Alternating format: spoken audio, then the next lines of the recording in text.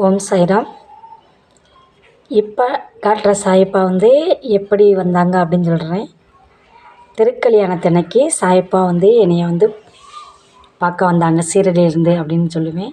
இந்த சாயப்பா திருக்கல்யாணத்தன்னைக்கு நம்ம வீட்டுக்கு ஒரு 2 வருடத்துக்கு முன்னாடியே வந்துட்டாங்க. ஒரு சாய்ராம் அக்கா கொடுத்தாங்க. இந்த சாயப்பா சக்தி நீ வச்சுக்கப்பா இந்த சாயப்பாவை, உனக்கு தான் ரொம்ப பிடிக்கும்ல அப்படின்னு சொல்லிட்டு. என்னமோ தெரியல, அப்பா எனக்கு எப்போவுமே பார்த்துக்கிட்டே இருக்காங்க. வீடு நிரப்பமாக இருந்துக்கிட்டே இருக்காங்க.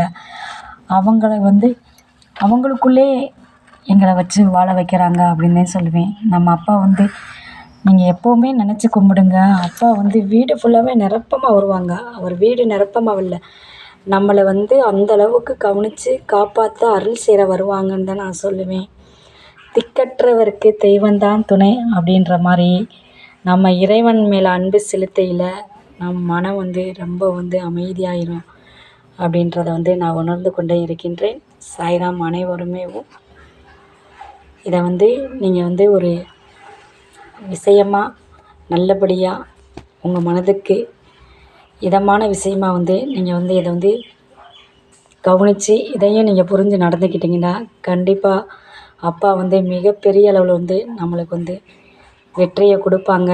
நம்ம எந்த துன்பத்தையுமே நினைக்காம நம்ம அப்பாவேவும் நினைவுக்கு கொண்டு வருவோம். நம் மகிழ்ச்சியாக இருப்போம். ஓம் சாய்ராம். ஸ்ரீ சாய்ராம். ஜெய் ஜெய் சாய்ராம். ஸ்ரீ சாயை பணிக அனைவருக்கும் சாந்தி நிலவட்டும். எல்லா உயிர்களையும் இன்புற்று வாழ்க. ஓம் சாய்ராம். சாயப்பா குருவே சரணம்.